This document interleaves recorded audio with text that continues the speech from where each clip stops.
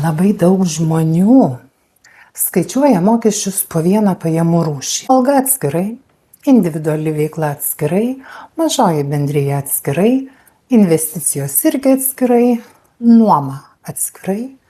Ir kiekviena pajamų rūšis atskirai atrodo visai nekalta. Bet metinėje deklaracijoje kai kurios pajamos susitinka ir tada paaiškėja, kad problema buvo ne viena konkreti pajamų rūšis.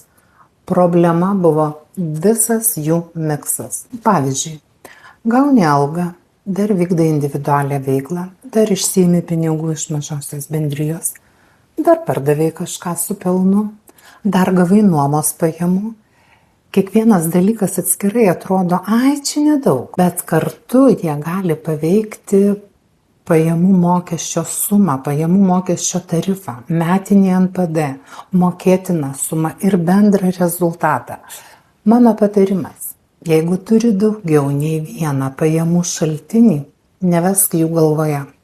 Sudaryk vieną bendrą metų pajamų suvestinę. Pajamų rūšis, suma, ar mokestis jau sumokėtas, ar reikės deklaruoti, ar ši pajamų rūšis gali paveikti bendrą metinį rezultatą. Nes kai turi kelis pajamų šaltinius, neužtenka klausti, kiek mokesčių nuo šitų pajamų.